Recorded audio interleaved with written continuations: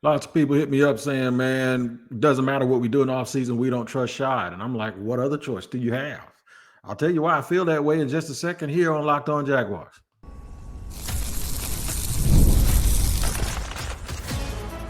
You are Locked On Jaguars, your daily Jacksonville Jaguars podcast.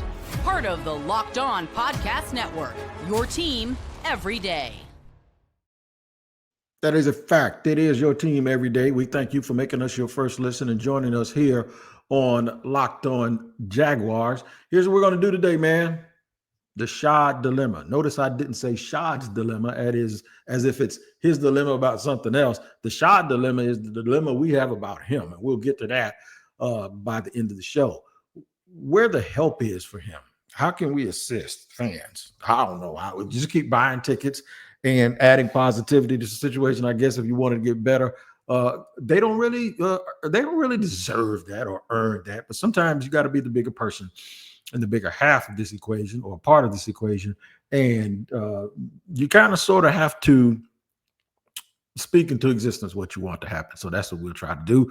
What choice is there other than trusting Shah? Well, you could not trust him, and I don't think trust is necessarily something that you can control, but we can try. All right, so we're going to break that down here on Locked On Jaguars. Today's show is brought to you and sponsored by FanDuel. You can start the season with a big return on FanDuel. Now, new customers can place a $5 bet, and you'll get started with $150 in bonus bets if you win your first $5 bet. Visit FanDuel.com to get started. Welcome to the Everydayer. Shout out to you for joining us here today. We won't bury the lead. We'll get down and dirty and right down to it. The Jacksonville Jaguars are 2-9. They are currently sitting as the worst team in the league in terms of draft position. Everyone suspects that Doug Peterson will be fired. Everyone is hoping that Trent Baalke will follow behind him or precede him to the unemployment line. I am one of the people that believes that Doug Peterson is a good person. I think they both need to go. I think there needs to be a clean slate and a fresh start. And it doesn't have much to do with Doug. It has a lot to do with Trent, and it has a lot to do with Shah Khan, he's the superstar today, man, because that's what we're going to talk about. I get so many people when we going through, and I'm going to lie to you, it gets a little bit irritating when we're going through what they need to do to make the players on the field better, what they need to do to have more success, who are possible people that they can hire to make that happen, what GMs are out there. The first thing that seems to happen is people go, it doesn't matter anyway because Shah's going to mess up when he tries to hire him, or he's going to pick the wrong person as he always has done, or it doesn't matter who we get if Shah is still the owner. Doesn't matter. It also comes into fruition or comes into play when people ask who's going to want to come here. That candidate ain't going to want to come here because it's a dumpster fire. He ain't going to want to come here. This guy doesn't want to coach for the Jaguars. And, it takes on a life of its own, kind of like people, including me, in tweets with Tony Khan, telling Tony Khan to do something. When Tony Khan has clearly told y'all he don't have anything to do with what goes on over there. He's running AEW, and he's the analytics guy behind the scenes, but he ain't got nothing to do with the decisions that they make about this team and operations. But yet and still, there we go. I keep finding myself in tweets and in social media posts, somehow with my name and Tony Khan's name. But I don't know why y'all think me and Tony buddies or something over there. We got to be included in the same tweet. In fact, I keep telling y'all to stop doing it, and you keep doing it. So I'm going to try to give a little clarity and try to make some sense out of this without having a whole bunch of emotions in it. I don't think trust is necessarily something you choose. I think it's something that happens based on experience. And I do believe that the optimistic side of things, or you can either be optimistic or pessimistic. If you want this thing to improve, but you don't believe it'll ever improve because Shah Khan is the owner, then you might as well just stop watching. In terms of having a proper dialogue about it, what's the point in us having all of this conversation about all of the things he needs to do in order for this team to be good, and then the only thing you're going to end up concluding is, well, none of it matters because he's still the owner and he doesn't know what he's doing and it's not going to work. So if that's the point, stop being in the conversation. That's what I mean. I don't mean you have to trust him. But you choose to put yourself through this misery of being in these conversations. By no means does this mean that I'm trying to silence you or tell you that your opinion doesn't matter. It does matter. I really do want your opinion. I already know how y'all feel about Shah Khan. I already know that um, you have a good reason to. He hasn't done a good job of hiring people. We know that. He hasn't. I ain't going to sit here and tell you and sugarcoat it. We all know that. But if we're going to have a conversation about what he needs to do and how he needs to do it, we got to first stop this foolishness that a guy that's a billionaire and has been a winner his whole life just doesn't care whether he wins or not because of revenue sharing in the National Football League, and it does not matter. You know what? If you're telling me that you believe that, then it's almost, that's another point where I can look at you and say, well, there ain't nothing else left for me to say, because that's inflammatory if you ask me. That's saying that somebody that I've seen him. I've actually had some sort of off the record conversation. He doesn't strike me as a dude that doesn't care.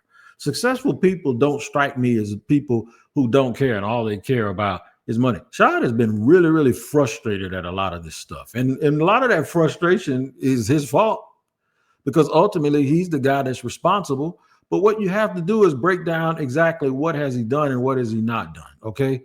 What he has done, he's done some things that owners and coaches around the league would love for their team to do. Ask Mike McCarthy if he probably won't tell you this, but he'd rather be a coach in Shah Khan's organization than Jerry Jones. Ask most people.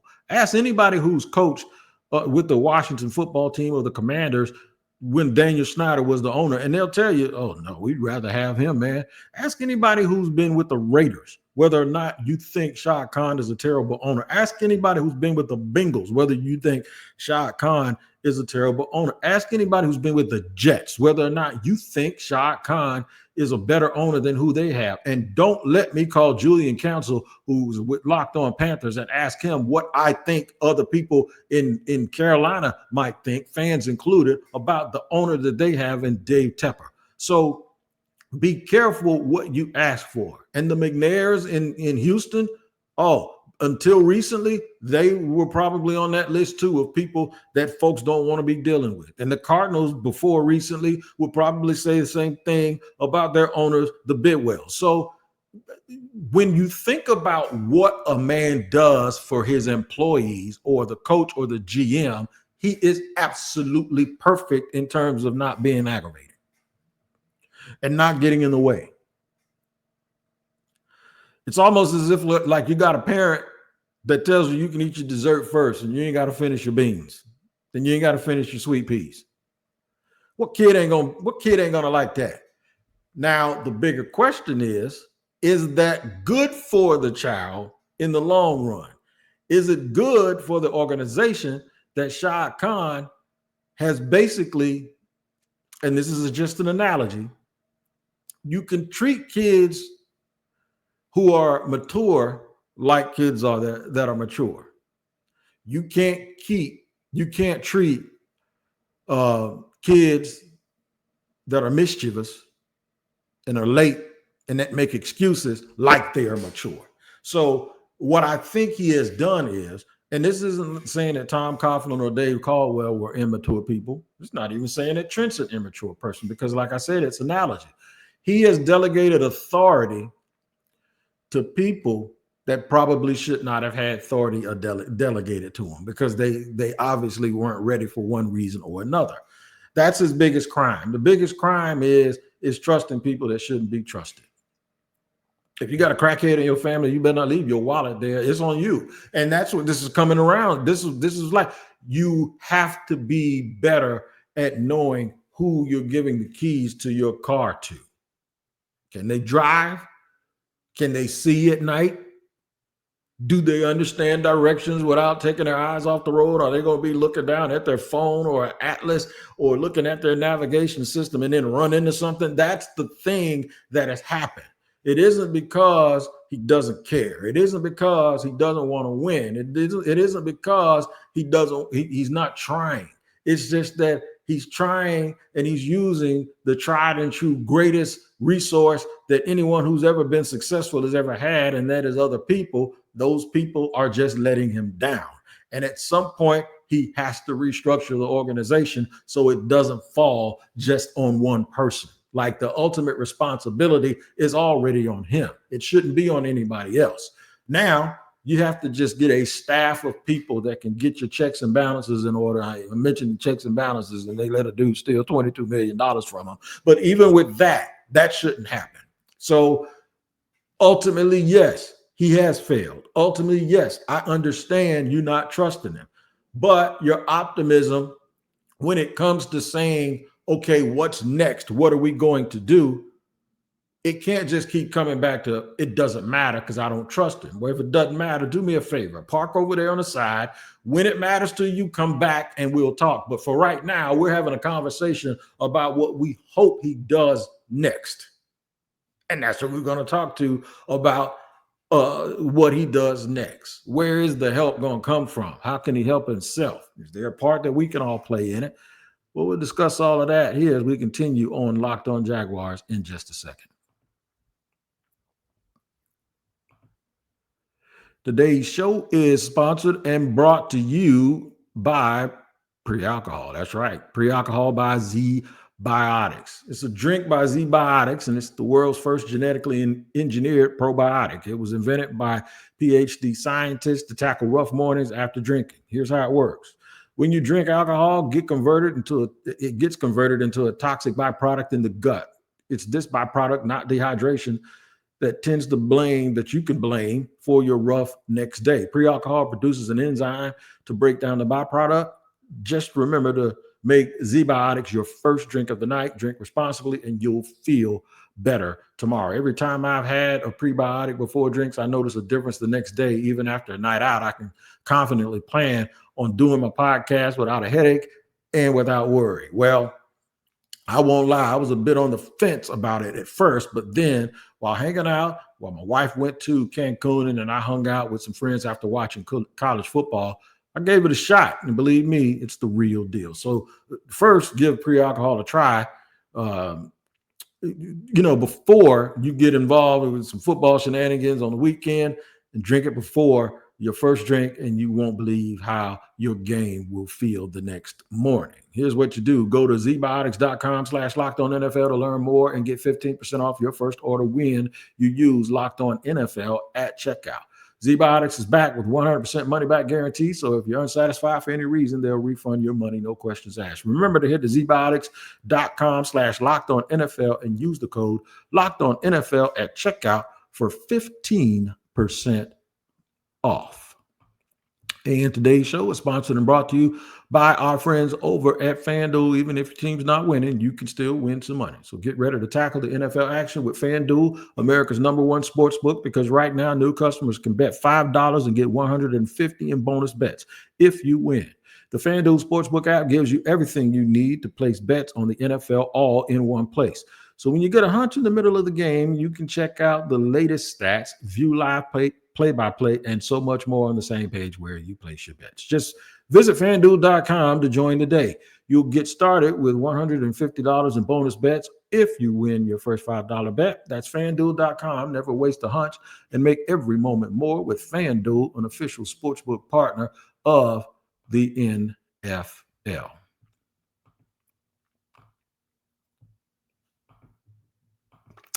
Rolling along here, segment 2 on Locked On Jaguars. We're talking about Shah Khan and what other choice do you have to trust him? I understand that trust is something that is earned, not given. I feel that. I think, though, from an optimistic standpoint, if you want the team to get better, you have no choice but to hope that he's learned from the things that he's done in the past. So where is the help? The help is keep the pressure on.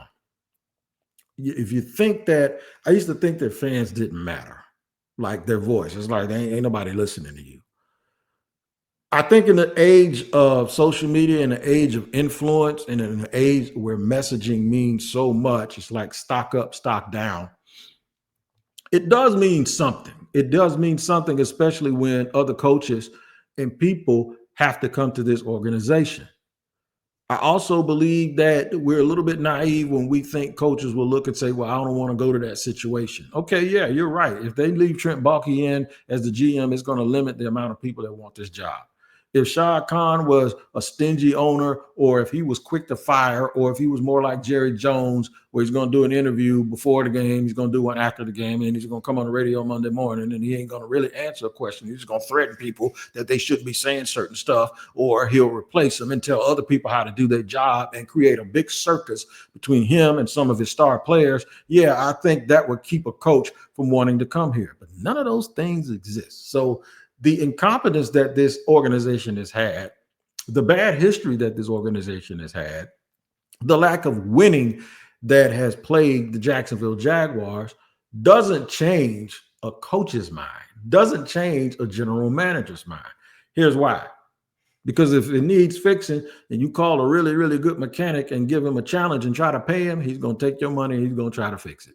And that's what GMs do. That is a part of their job. It's like you telling a fireman, don't go fight a fire. Well, what else am I here for? To save cats out of a tree every day? No, the reason you're here is because you are the guy who puts out fires. And the Jaguars are a dumpster fire. And GMs and coaches that want jobs, that is what they do. And they think they can do it better than anybody. They're not sitting here saying anything about the history. I remember Tampa in those orange sickle whatever they call them, uniforms. And like I said, I remember the Patriots when they had Steve Grogan and they had the little man on their helmet hiking the ball. I remember the Eagles couldn't win a playoff game, or they couldn't win deep into the playoffs. I remember a whole lot of teams that ended up winning something, not winning something. I remember the Rams couldn't win something forever, and they did it. Things change when you change people. If you don't believe that, then that means you inherently, as a Jaguar fan, believe the same things that everyone else always says about you. It's the city. It must be because the stadium is out east. It must be because there's something in the air when those paper mills. It might be because the jail is right down the street from the stadium. Maybe it's the people who always scream Duval. Maybe they're eating too many steak in the sacks and drinking too much of that punch. All right. Maybe they go to Juicy Crab too much. I don't know what it is, but people always seem to blame everything on everything else that happens to the Jaguars except the people in charge. People except the fans. The fans always point out to Press Taylor. They point out to Trent Baalke. They point out to Doug Peterson. They point out to Ryan Nielsen. Okay, so if you take those four people and you replace them with four people that do a better job, then it improves, right? You have to make sure that you don't become what you despise. You have to make sure that you don't start as a fan using your anger and emotion to start sounding like other people and then do that thing that I always warn people about. You know what that thing is? That thing is when national people criticize Jacksonville, the first thing I see is everyone jump all over them. But I go back and check your social media post and y'all did the same thing. It's the old, I can talk about my family, but you can't. How about this? How about this? Talk about your family and then let them talk about your family. But make sure that what you say is the real reason why this thing isn't working. And make sure that when you loudly criticize coaching, GM, player procurement, messaging, all of that stuff, that you're loud about that. Stop saying that Shad ain't going to get it done. At some point, everyone's failure has been a step on their ladder. And I'm hoping that he eventually figures it out. Like the Culverhouse family did, like the Bidwells did, like the Patriots did. You just hope. Golden State was horrible in basketball for most of my life. They're a dynasty now with a new arena and made a bunch of money for people in Silicon Valley, all of this stuff. Nothing lasts forever. But it takes people to do it. And if you don't believe Shad is going, I'm not mad at you for not believing Shad ain't going to do it, and no matter what. I'm just saying the mental gymnastics of sitting here having a conversation about something that you can't change, it'll make your blood pressure go up. Make me want to stop talking to you. But I'll never do that here on Locked On Jaguars. But you don't have a choice. He's not going to sell the team. He's not going to fire himself. You hope what he does is realize that he may have some shortcomings and he needs to expand the staff with people and delegate authority to the right people. Have more people that you delegate that authority to, and hopefully it leads to them being a better team. All right. So I told you what Shah's dilemma is. I got it flipped a little bit. I'm going to tell you where the help is. I'm going to give you some ideas of exactly what I think he needs to do. And we'll do that in just a second in our third segment here on Locked On Jaguars. And today's show is also sponsored by Built Rewards. That's Built, B-I-L-T. If you're a renter, and I know you feel sometimes like you're stuck in this loop of rent payments, just watching your money vanish into thin air, it's time to turn that rent game around and start earning some serious rewards. That's where Built Rewards comes in. Built Rewards comes in. Okay. We've all been there feeling like we're just burning cash and throwing it away with those rent checks. It's frustrating. It's here, all the headache from it, like you don't get anything in return. Well, guess what? Here's the deal. Built Rewards has figured out a way to make rent more rewarding. Say goodbye to the money bonfire and hello to a renter's revolution with Built. It's breaking ground as a new neighborhood rewards program that hooks you up with points on your rent every month. Pay your rent and watch the Built points roll in. Use points to jet off to a dream vacation. Put your points towards a flight or a hotel stay with 500 plus airlines or 700,000 plus hotels and properties. Pay rent hassle-free through the Built Rewards app. Your rent game just got a major upgrade. Built points have been consistently ranked the highest value point currency by the Points Guy and Bankrate. Earn points by paying rent now when you go to join built.com/lockedonnfl. I'll spell that for you. JOINBILT.com/lockedonnfl. Make sure to use our URL so they know we sent you. Join built.com/lockedonnfl to start earning points with your rent payments today.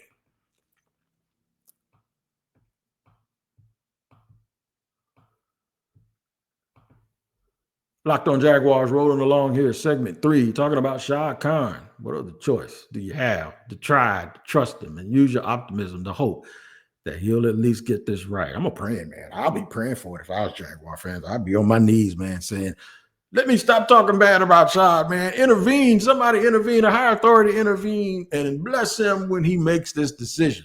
I hope he makes the decision in the first place.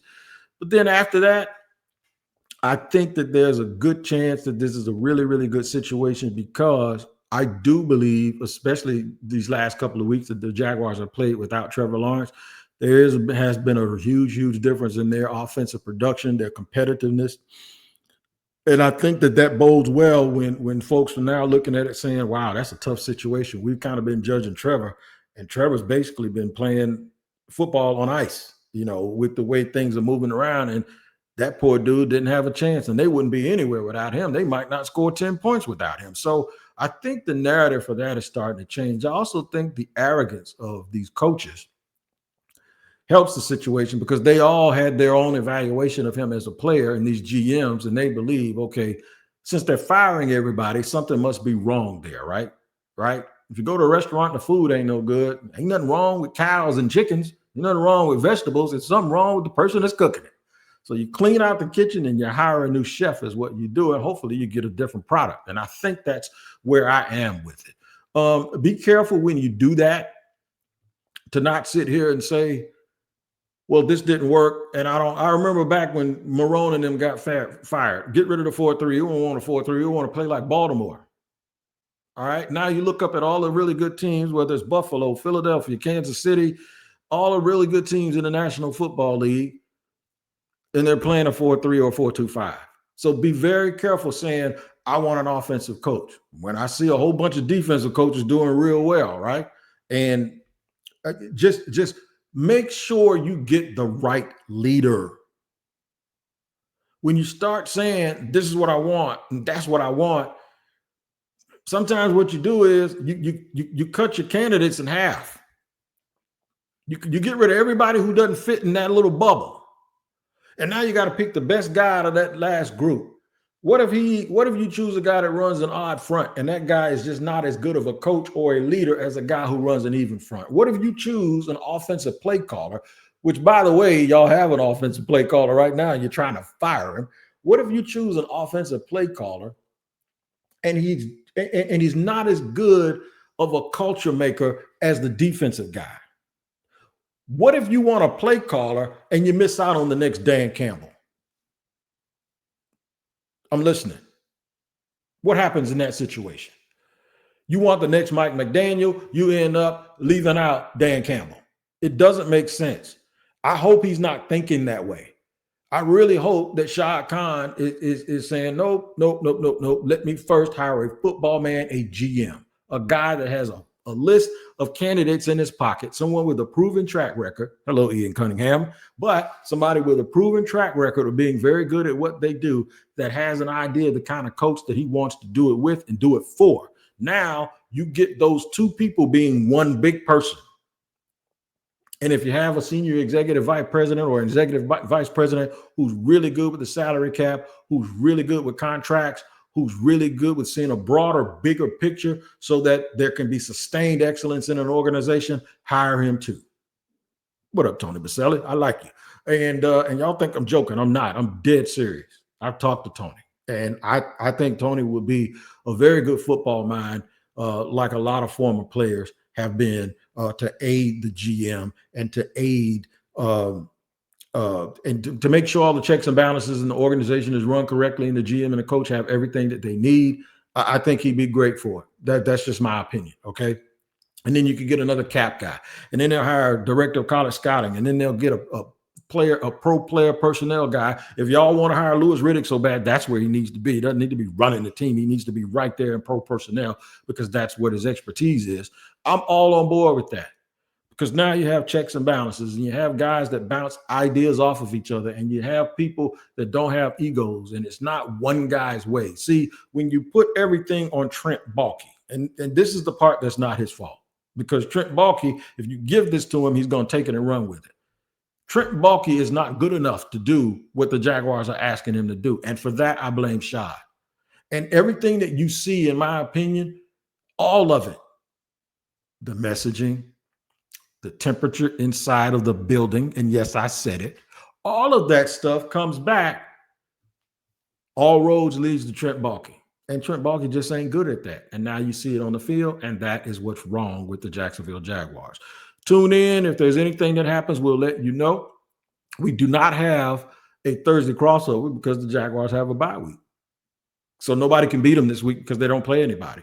But check back in to Locked On Jaguars all week, and I have more content for you. Also, tap into the Locked On NFL show that comes on twice a day. Tyler Rowland will hit you early in the morning with a double shot of espresso. We both use the local experts to talk about all the things around the league.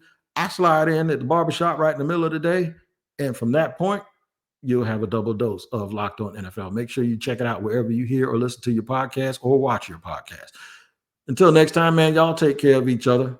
Let's try to get along, have some optimism. It's all love with me, man. All right, we'll see you next time here on Locked On Jaguars.